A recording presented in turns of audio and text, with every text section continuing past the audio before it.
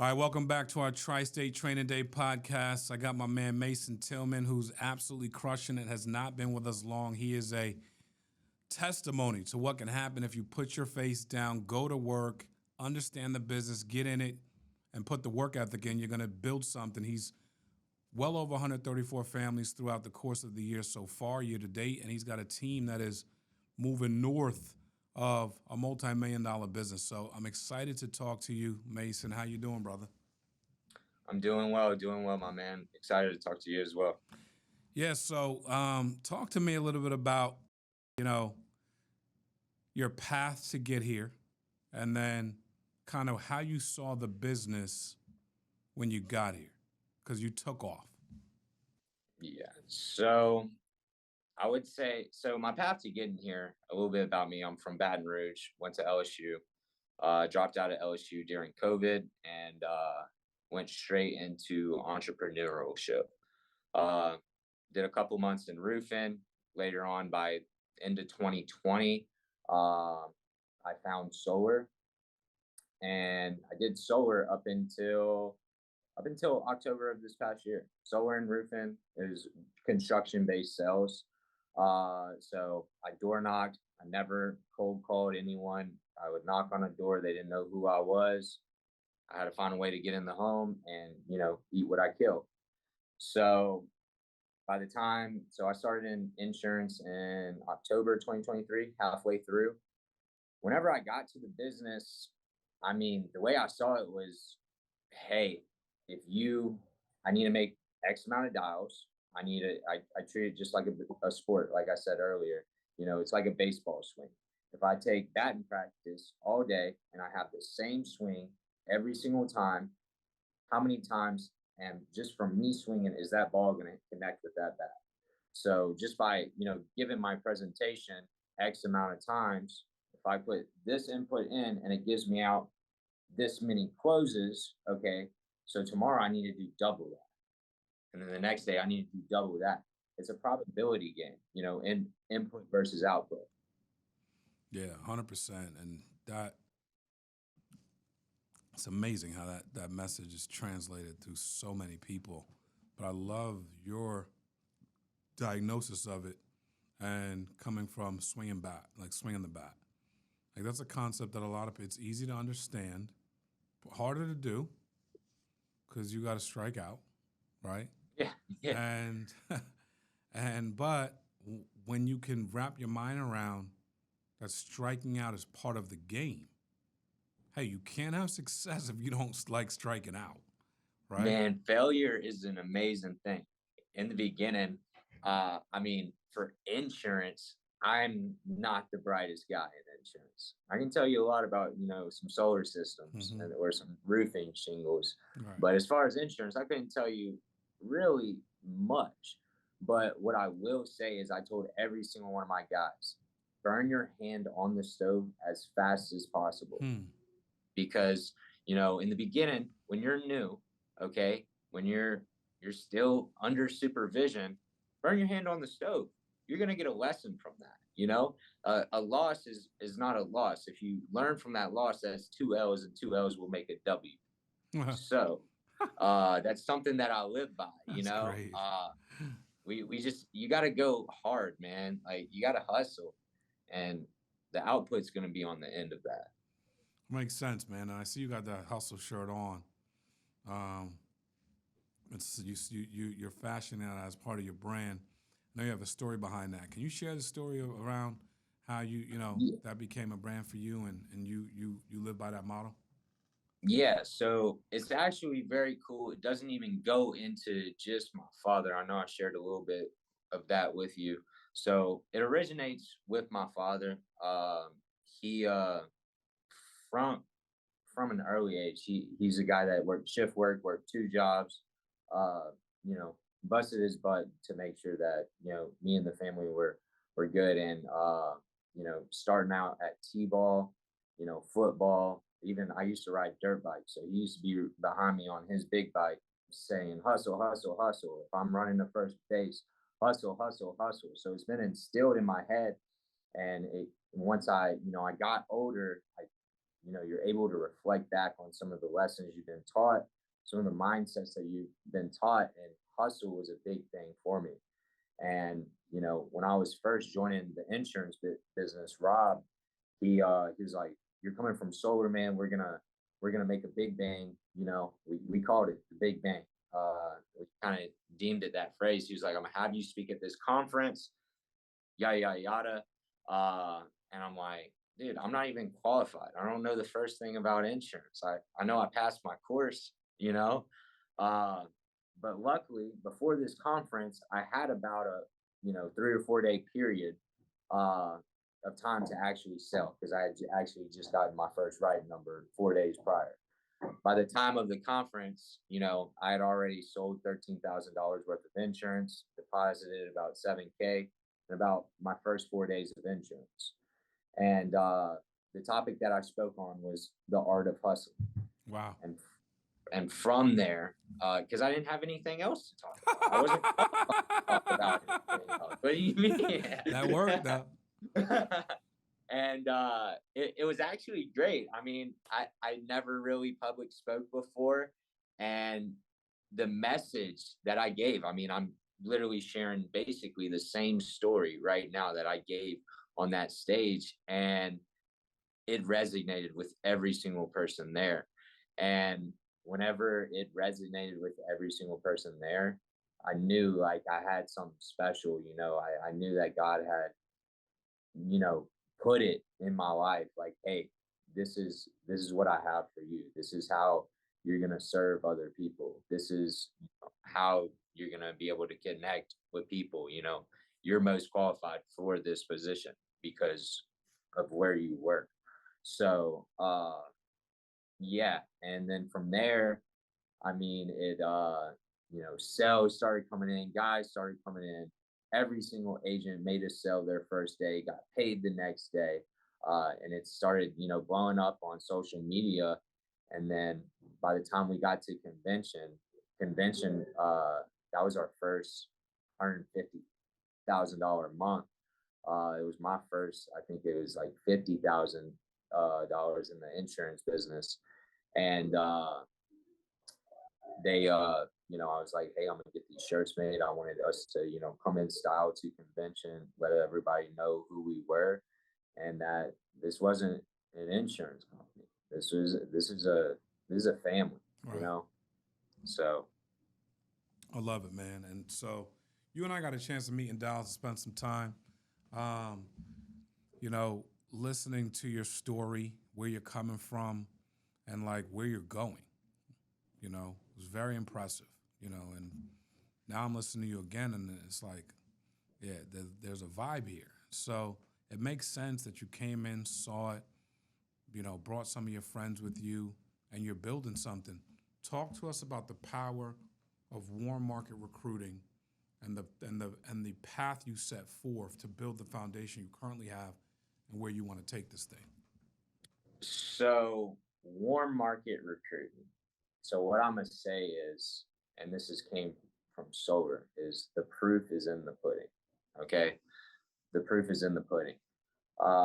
That has been with me for a couple of years now, and it goes back to like integrity, all kinds of things. Not a single one of my guys did I reach out to them personally and try and recruit them. They saw the results and they wanted the results.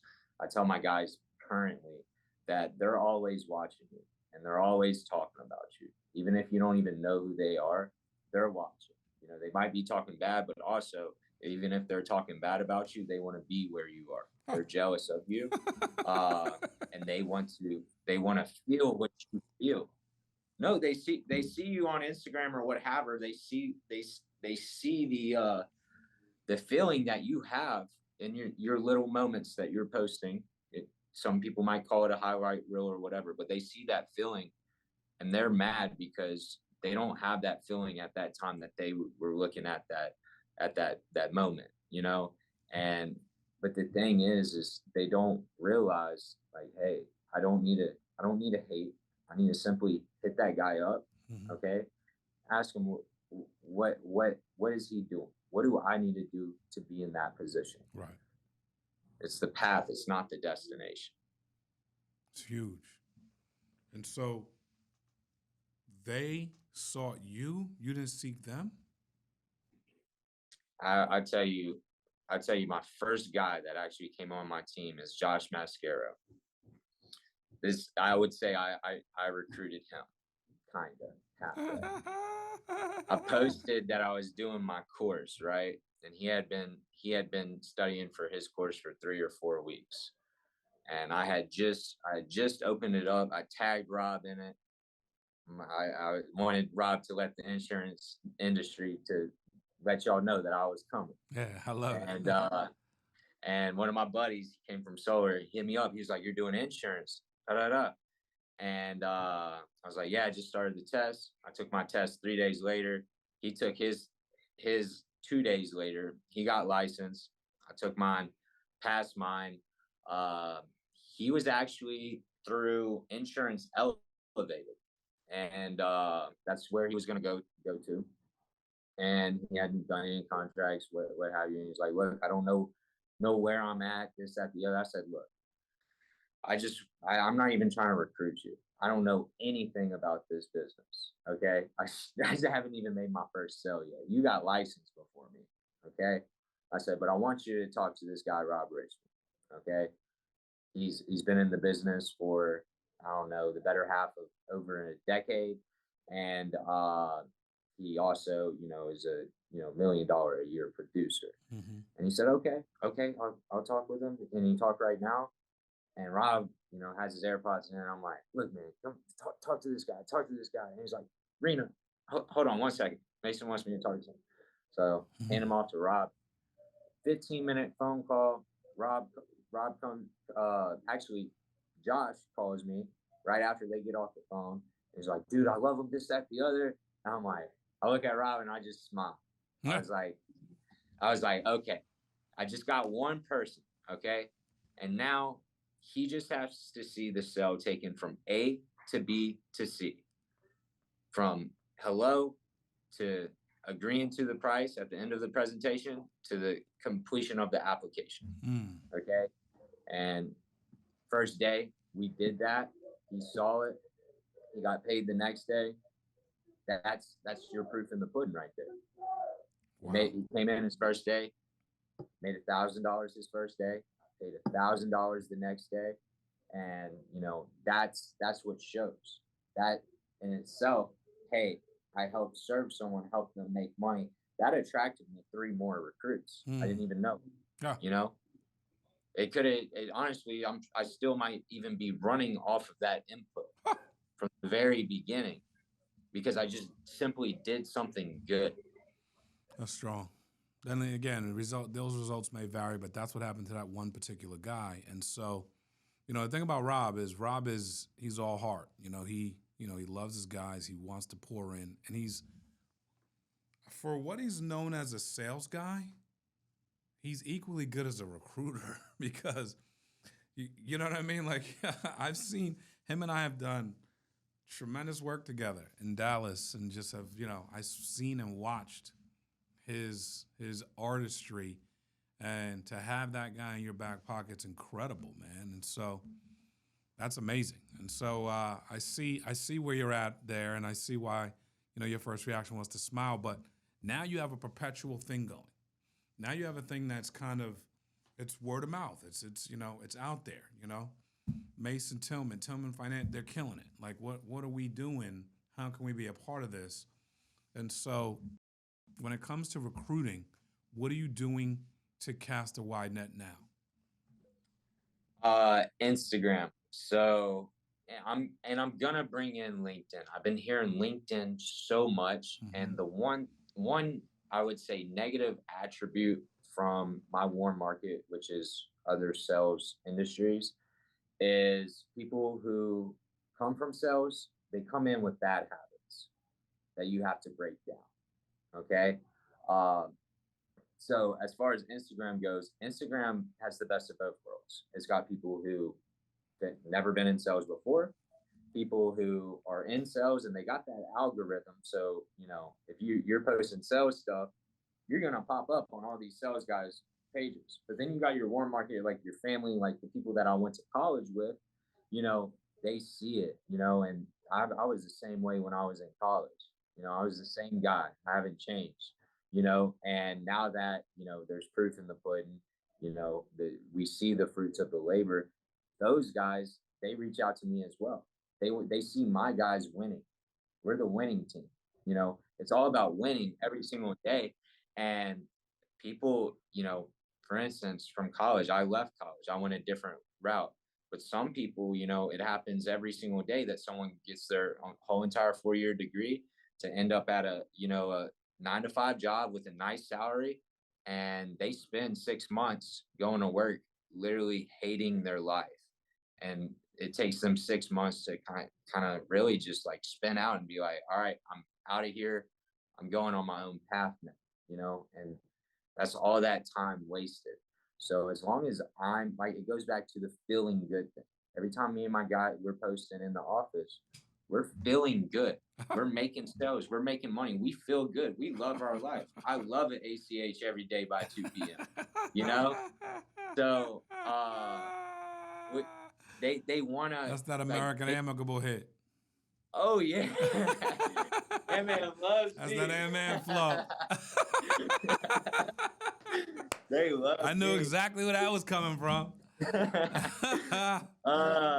Yeah, that's how we won our leads at convention was we got 99 problems, but an ACH isn't one. I love that. So that's great. is insurance not a great industry? It's a great business. Great business. What a great business. Yeah, so I mean, it's really just feeling good, man. Like we we love what we do. We have fun doing it, and no one wants to be bored being an accountant every day. Actually, I have one of my best friends is an accountant, and he loves his life. He's doing his side hustle. He's killing it. But you just don't want to be at a desk job all day where you don't feel fulfilled. And I want to give people fulfillment. You know, give them a tool, an opportunity to be able to do that. It's another card in their hand that they can play. I love it. Talk to us a little bit about sales. You're in there. You're obviously crushing it. You understand leads. You understand schedule discipline. You understand how to help families over the phone. Can you walk us through your process and how you help families on a day-to-day basis? So obviously, from the start, I don't want to say hi. I don't want to say hello. Hey, is this so and so? I want to say, hey, Mark. I Mm-hmm. want to I want to solidify that I know who you are. Mm-hmm. Okay. And once you say, hey, or hey, who is this? Hey, it's Mason Tillman. Mm-hmm. Okay. I want to say my full name. At the end of the day, all I have is my name. God put me on this earth with my name and my word. Yeah. So it's Mason Tillman. I'm just giving you a call regarding that mortgage protection response that you sent in. Okay, you requested it. I'm the guy assigned to take care of this for you. Okay, so in that, I'm qualifying the buyer. Okay, but also I'm solidifying myself in my position. Okay, uh, from that's whenever you're gonna get the no, I'm not interested. I'm busy. This, that, the other. But the difference is right after I say that, I know whether or not I'm giving a presentation right here, right now. Wow. Door to door. I had to knock on a door. I had to wait to see if they were going to answer to even pitch them. They didn't even know I was coming. They didn't know who I was. So in door to door, every time they'd open the door, hello, Mason Tillman. Mm-hmm. I need to introduce myself. First impression is like your most important impression. Sure. So I need to let them know who I am and why I'm called. The next thing would to be to understand their situation. So the next thing is, their age, who they're protecting, what is this coverage for? You know, are you already going through financial inventory? You know, uh, just giving them an overview, and then I'm building rapport through all of that. My cell is completely different. I'm from Baton Rouge. Like, so I have a more personable approach. And I tell all my clients this as well. And they love it. Okay. Because I'm not like a State Farm. I have a more personal approach. At the end of the day, whenever it's time to use this coverage, your beneficiaries, they're going to be calling you. So I tell all my clients, whenever you receive that package in the mail, my name and information and everything is going to be in there. You want to give that to you want your family to know exactly where those documents are. That way they can contact me directly, and now they're not having to deal with a game of telephone extensions. Makes just to get sense. some answers. 100%. I'm the guy that understands all the terminology and everything, so I'm making them like I care about them. I care about myself. I'm feeling on them. I'm loving on them. I'm giving them the expectations that they want. I know I hate car insurance. I hate anything that deals with a subscription, my social security number, my bank account. I do not like technology whatsoever. And the people that we serve are they most of them are the same way, are they not? Yeah, they are. So I want to be exactly like them. I want to mirror them. I'm going to be a chameleon and be exactly like them. But I'm also, once I get to the part where we're actually talking about the product, I've gone through their health, you know. Now, as far as, this coverage goes, do you kind of understand what the coverage entails? Or what are all the benefits or how the payouts even work? Mm-hmm. And they wanted to know that. Right. Yeah, I know you want to know that. So let's go over that. So as far as the death benefit goes, and then I start making myself look good. This is where, salesmen, they love to, you've seen the Wolf of Wall Street, sell me this pen, and everyone tries to sell the pen. They get this pen, the ink on it is going to make the eye pop and this, that, the other, falling in love with the product. So now I'm talking about my death benefit, okay, which every single life insurance plan has, okay? And then I'm also talking about these living benefits, okay? And the living benefits is the main reason why these people buy these policies. No doubt. Because anything can happen tomorrow, especially with the day and age we're in, COVID, Ebola, whatever new strand they got out now. Mm-hmm. I'm talking up, I'm juicing up the product. Now they're salivating because I just gave them a cherry on top with these living benefits, all wrapped in at the same price, Right. So, and then from there, all it is, hey, which one is giving you the peace of mind that you're looking for, but also is comfortable with you financially? Show them two options, two different coverage amounts, two different prices, and they're going to choose what, like, they're buying peace of mind. Mm-hmm. They're buying something that they will never experience while they are alive. Okay. So I was talking yesterday, life insurance is a very emotional sell. On some of the things it can sound messed up, like you're playing with someone's emotions, but it's not, because the topic of life insurance in general is emotional. Mm-hmm. The thoughts that it brings up when I'm talking to my clients, just on small things, even when I talk about a death benefit, they automatically think, oh, death benefit. This is after I die. I'm never going to see this, but this is for my family. Right. And I do know right now that I have nothing for my family if I pass away right now. And it's going to cost me $140 a month for my family to get $250,000 tomorrow if I pass away tomorrow. Right. And that's what it is at the end of the day. It's a very simple sell. And it's really just based on, hey, which one gives you the peace of mind you're looking for, but is also comfortable with you financially. Wow. So I think people overcomplicate the sell. They start thinking about IULs, this, that, the other. Makes sense. Without even actually understanding their situation. Like, less is more. Yeah. Can't sell an IUL to someone down in New Orleans, Louisiana, with $150 a month budget. Right. It's you can, but that person, I know, I'm from there, so I know what they can, take in, and an IUL is just going to confuse them. And then you're going to wait a week or two until you actually get that sell. Right. When you could have gotten it in 15 minutes. Makes sense. So you're listening, you're scanning, you're looking to serve, you're based in service, based in trying to help the people and making sure you're putting them in the right position. I love it, man. Listen, you are doing great things. It's very early. You've got momentum. You're going to see this thing continue to grow. What are your goals for 2024 for you and your team? Oh, so we do it a little bit different. We typically do quarterly goals. We write them down.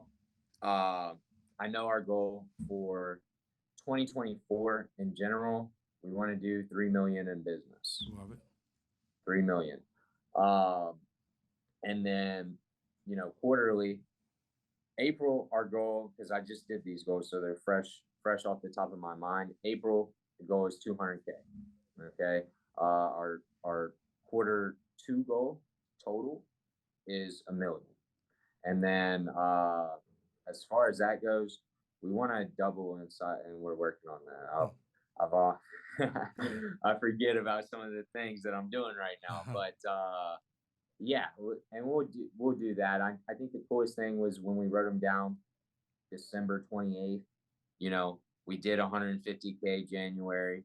Okay, we crushed our 400K quarter 1 goal. I crushed my personal production goal. Everyone wrote down their goals and then achieved every single one of them. That's amazing. And just in 3 months of time, Power of goal setting. I'm sorry? I said the power of goal setting. Yes, sir. Yes, sir. Some people say, and I was the guy that never really set goals. I was like, I'm just going to go this hard every single day, right. What have you. And then I was like, I need to see what I'm actually working towards, because it's very easy to get blinded in all of the mess of what you're trying to get to. Makes sense. Makes sense. Well, thank you so much for sharing with us on our training day. Mason, you're crushing it, brother. Keep bringing the heat. Thanks for joining us, y'all. Mason Tillman, God bless. Thank you, brother. I appreciate you, Mark. Y'all have a blessed one.